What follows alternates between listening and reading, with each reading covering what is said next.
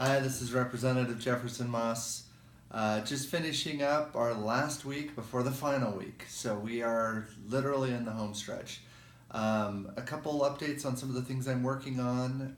The U-Lead bill, which I've talked to about before, really focusing on these effective best practices from throughout the state. I was able to present that to the House Education Committee this week. Great discussion, asked a lot of questions, making sure that we're not just adding another program or another layer of bureaucracy.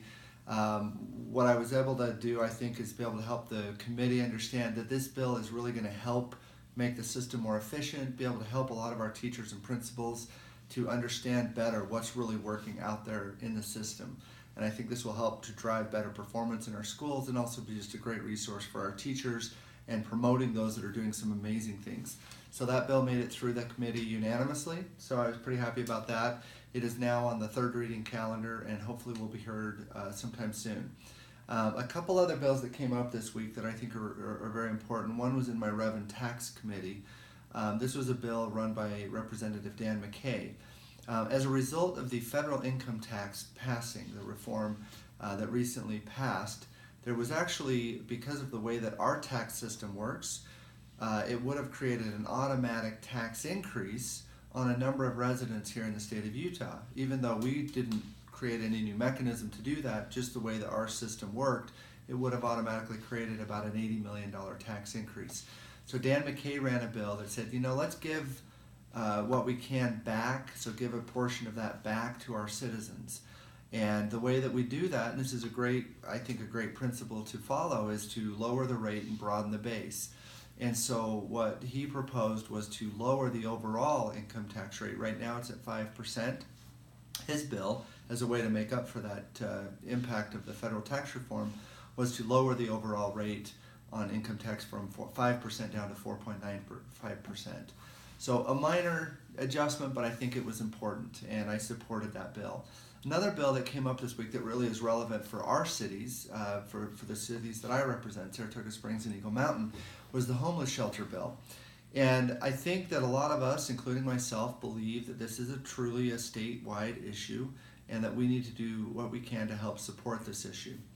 The concern I had with the bill that was being presented, even though I know the sponsor has very good intentions, is that it was creating a mechanism where cities that didn't have existing affordable housing in their cities would really kind of be penalized, I think, in the way that they would be fined for not having a certain amount of affordable housing.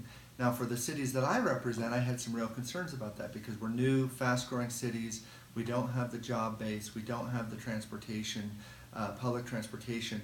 And so to force a city like Saratoga Springs or Eagle Mountain, or to punish them for not having more affordable housing, I think was a little bit of a concern. I think our cities are doing a good job to represent that.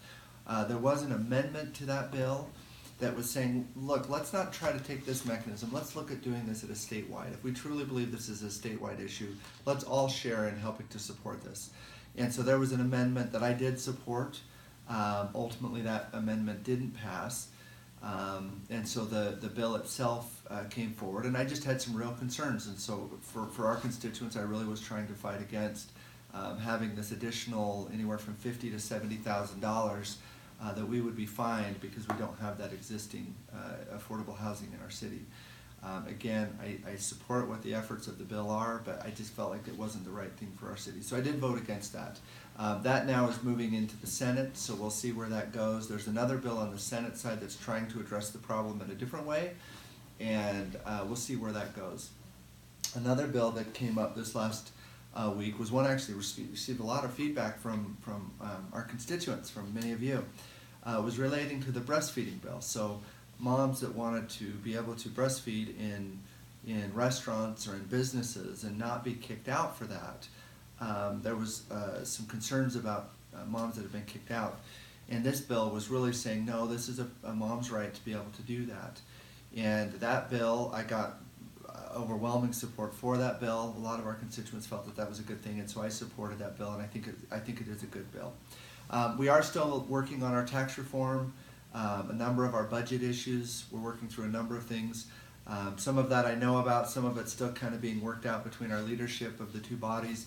but I will continue to keep you updated. Again, I've had a number of you come up and sit, and a lot of emails. So please continue to do that. Looking forward to another week, and we're in the home stretch. So thank you very much, and reach out to me if you have any concerns.